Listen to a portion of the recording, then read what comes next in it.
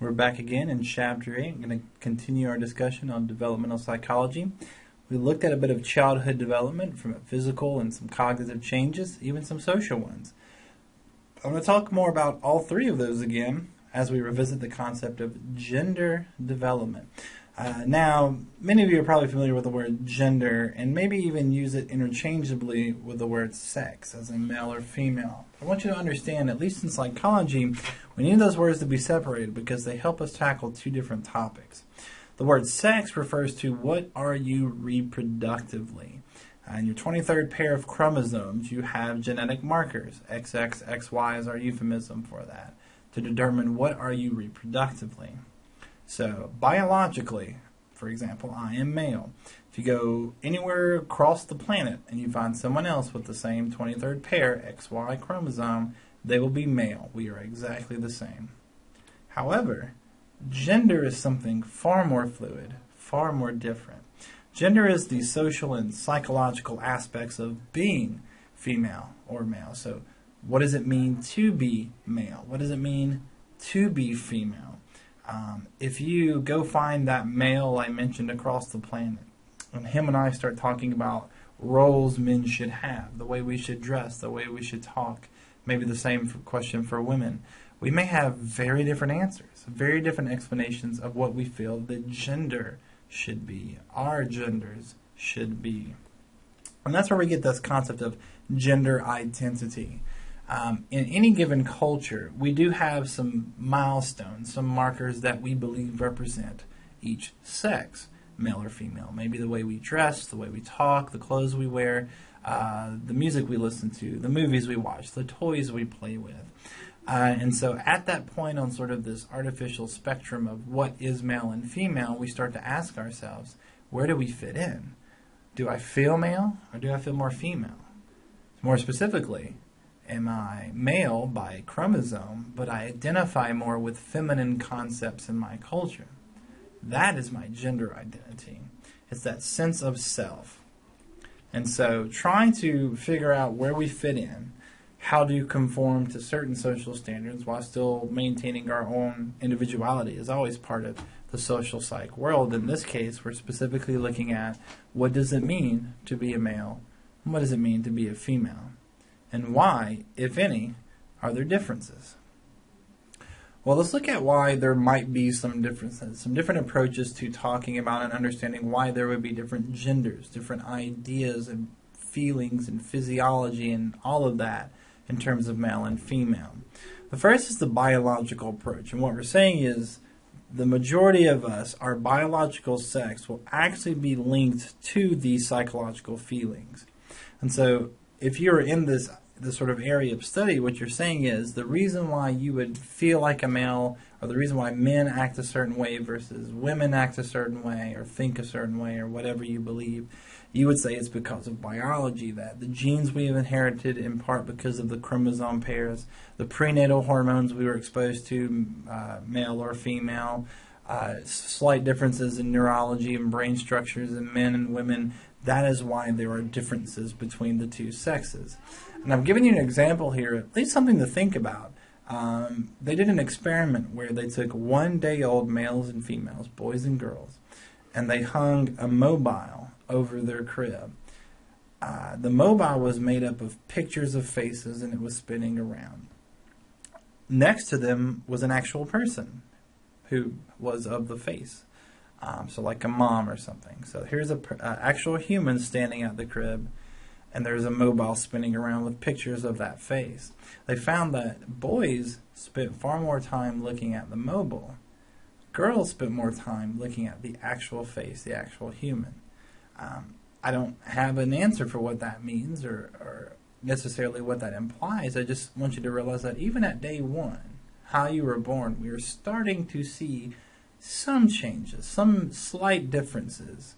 How much of these differences are based on biology and how much of these are based on environment? Well, that's a question we're going to keep asking, and one I'll get to in just a second. While we're talking about the biological approach to gender, there is sort of a subset of this known as the evolutionary approach to gender. The idea is maybe the reason why we have differences in men and women is because at some point in our evolutionary history, we had different roles, okay? So it was more adaptive for males to take on certain characteristics and more adaptive for females to take on certain characteristics to help us to survive.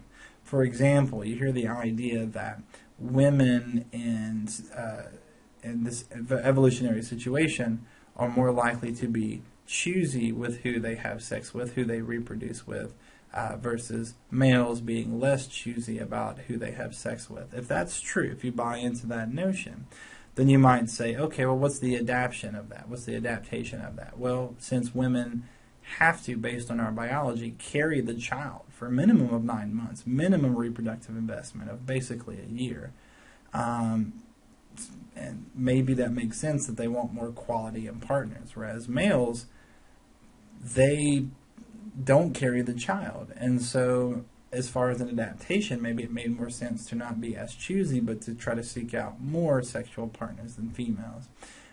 While evolutionary psychology has some really awesome ideas, this one recently has been challenged, especially in the notion that in modern research we find that women typically are as interested in sex and number of sexual partners as men, so maybe this doesn't hold up as well.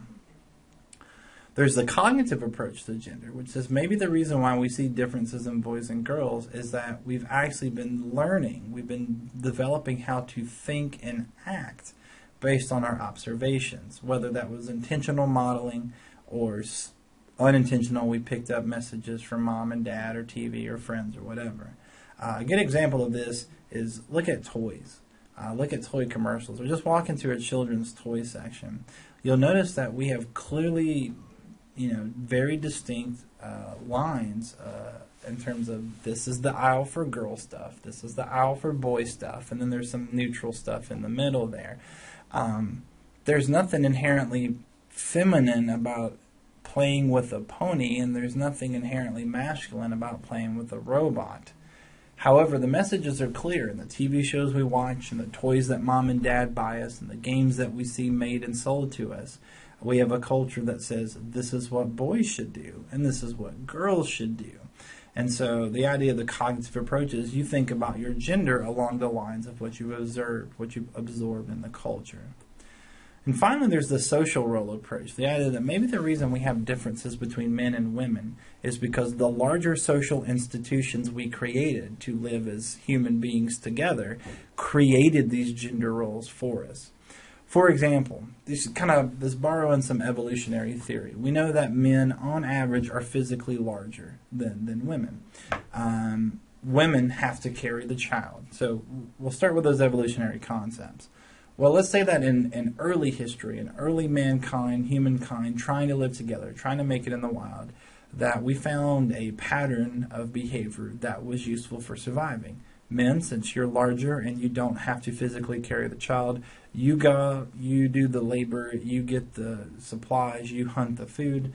Women, you stay as caregivers because since you're already connected, and let's say maybe even after the pregnancy you have to breastfeed, things like that, so you will take a more social role.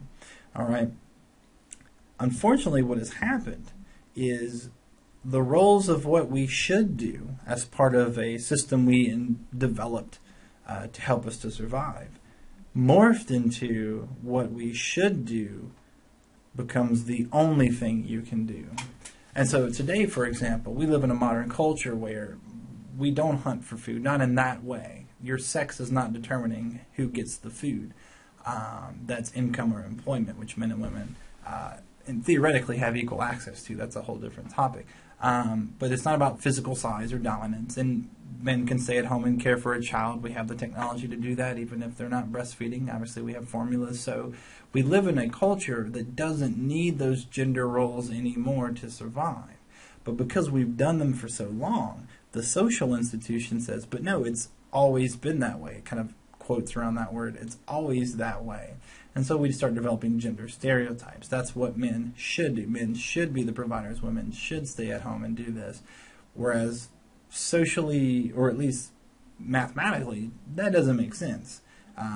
We can do either in many cultural institutions, but we still have those old social messages. So you can kind of see from biology to society, we're getting a lot of messages about this is what men should be like, this is what women should be like, and whatever you incorporate in yourself, that's kind of your gender identity.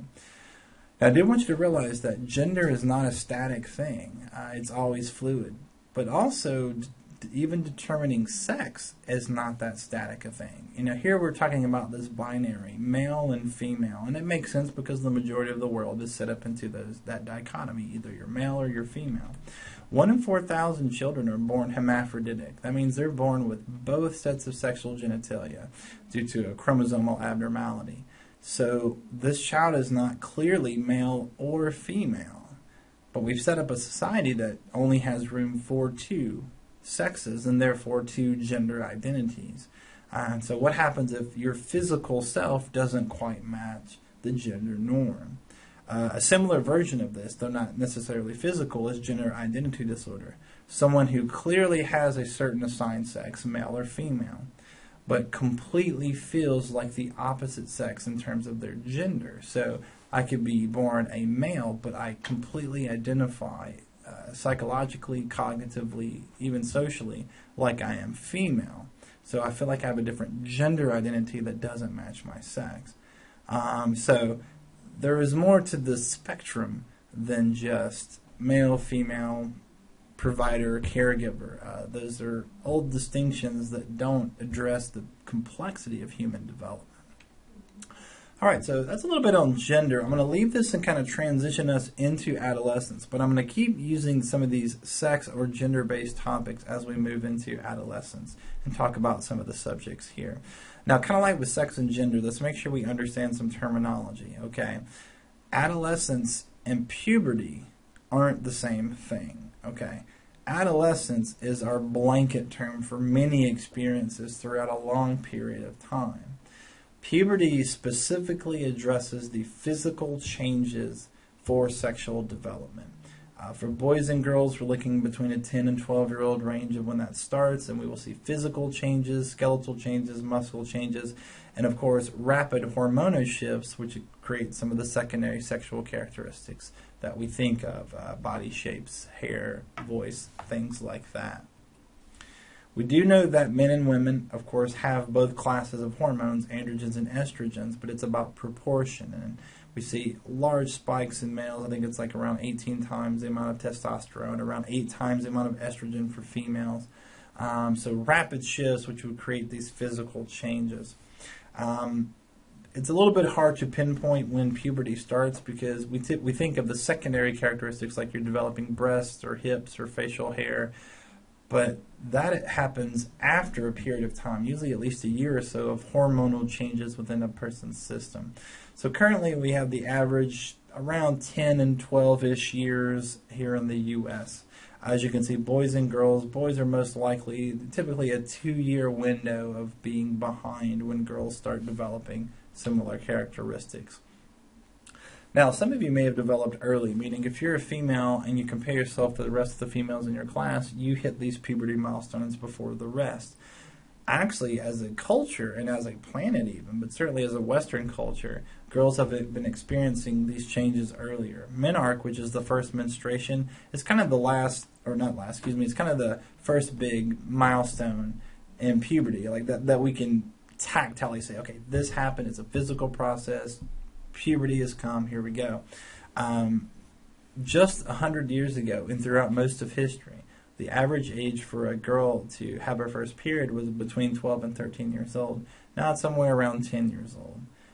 So about 2-ish years earlier than most of human history, we're starting puberty. And for men, we're seeing the same thing, earlier development, earlier signs of puberty based on averages since recorded human history. So obviously we want to ask, well, why are some of us, in fact, why culturally, generally, humankind, why are we hitting puberty earlier than we ever did in human history? And there's several variables, several factors that we could get into, but I'm going to give you the one that has the most evidence and arguably the easiest impact to understand, and that's our diet. Let's use females for example. Females who are listening, you have a certain type of fat in your body called gynoid fat, found primarily in the thighs. You need to have a certain percentage of this fat in your body before you can healthily reproduce. So basically, fat is energy, and if you're pregnant, the baby uses your energy. It's a parasite off of you, as we said. So once you have a certain percentage of gynoid fat, your body is more adapt, more ready to be pregnant if that happens. And so what we have found is in women who are overweight or obese, and even today those who are healthy weight, since our diets have changed so dramatically, both in good ways and bad ways. The good ways being we have better access to food than we've ever had in human history. But also bad ways. We have access to fattier foods. Since our bodies are taking on fat at a higher rate at an earlier age, your body doesn't know how old you are.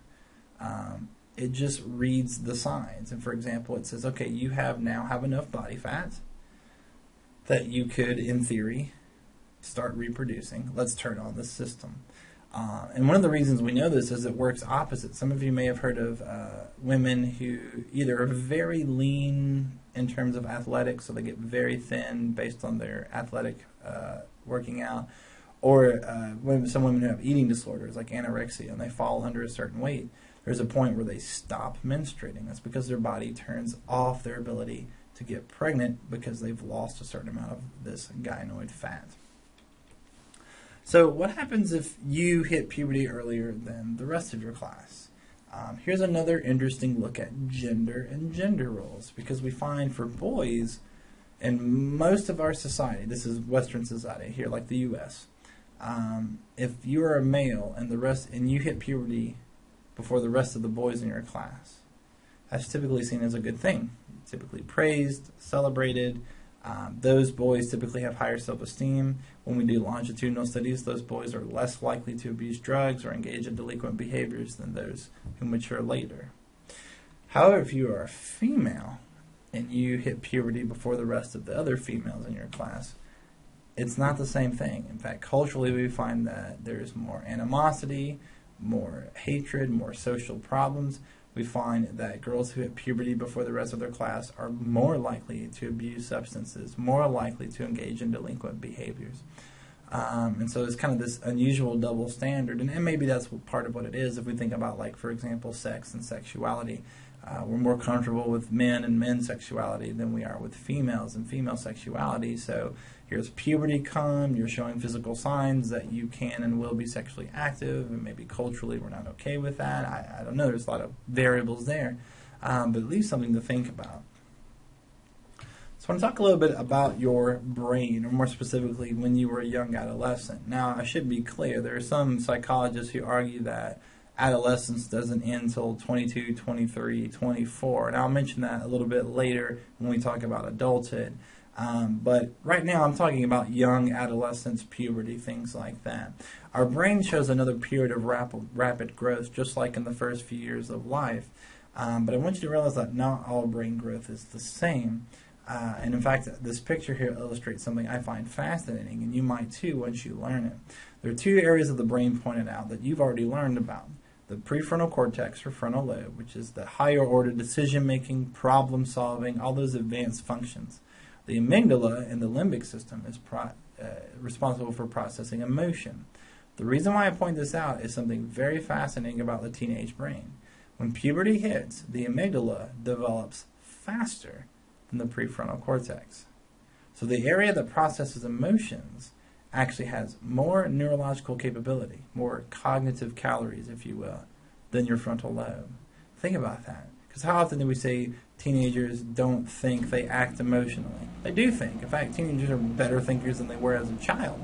But they have a part of their brain wired to have emotion trump logic based purely on neurological circuitry. So it takes more work, more focus to overcome those emotional impulses.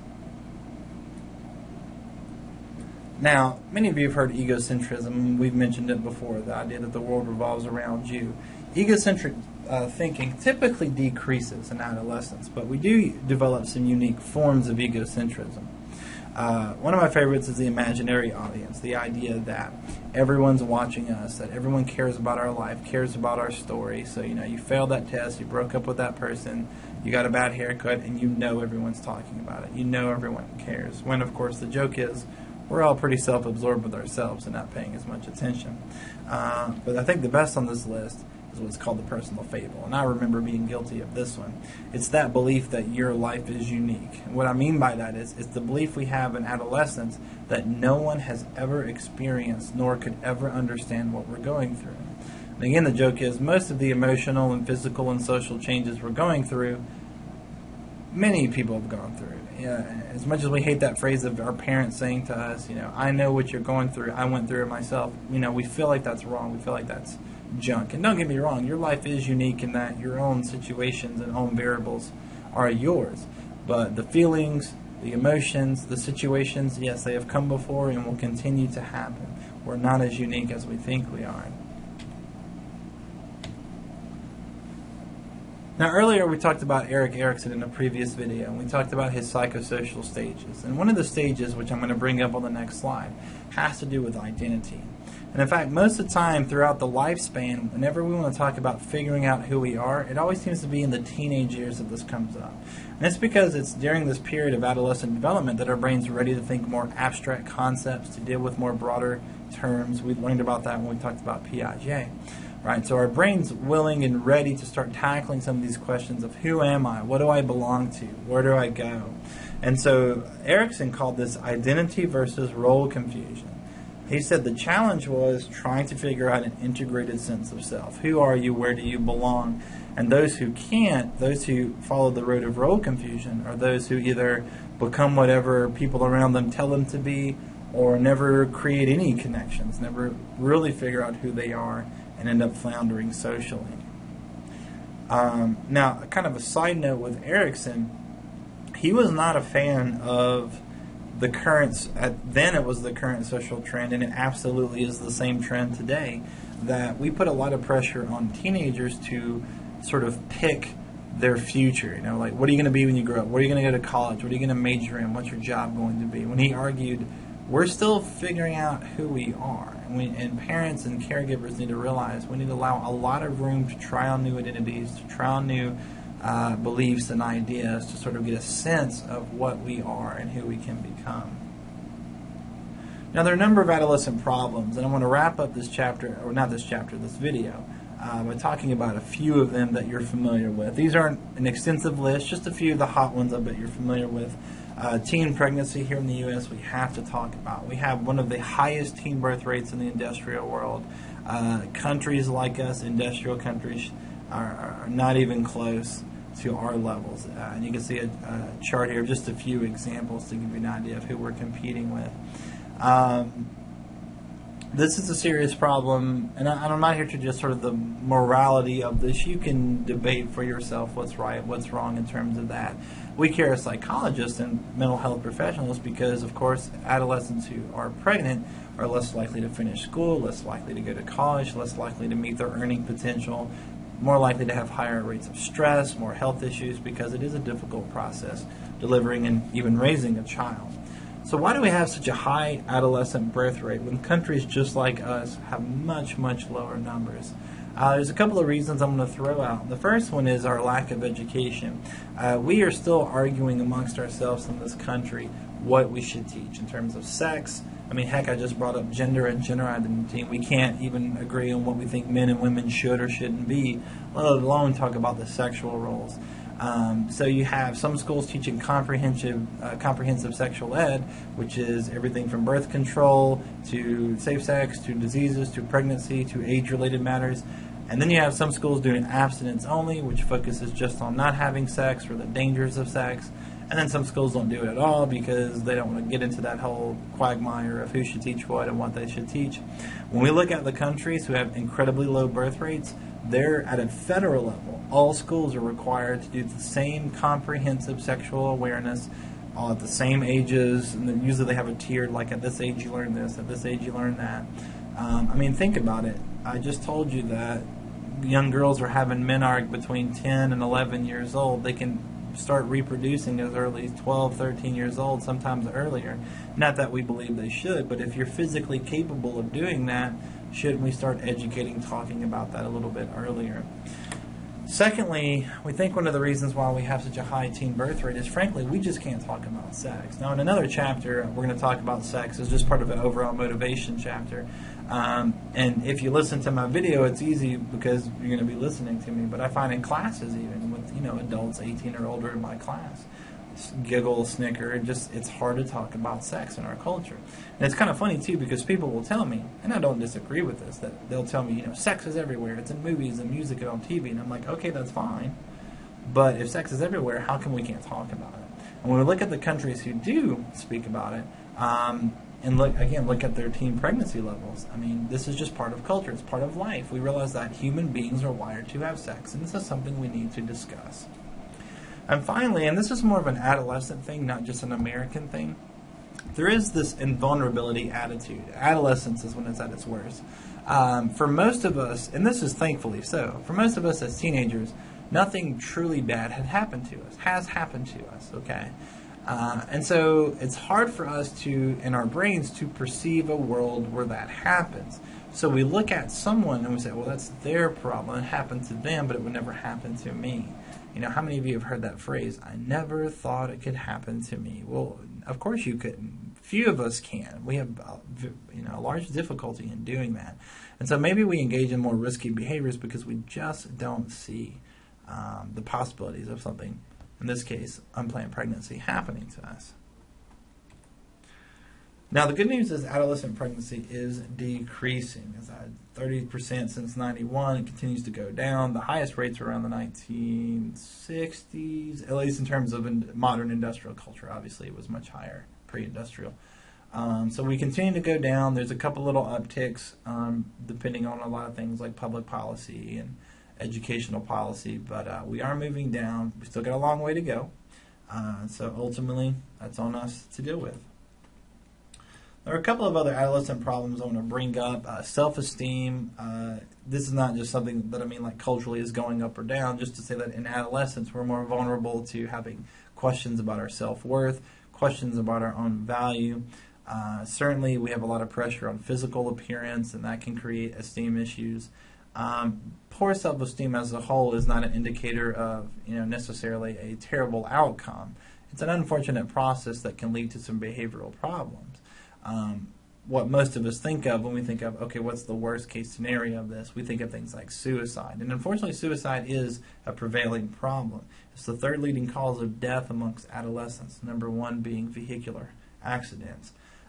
Recently, we've seen upticks in cyberbullying and using Facebook and the internet to constantly harass and berate people. We've seen people end their own lives because of that. To the point where now we're looking at creating laws against that just to try to quell this problem that's happening.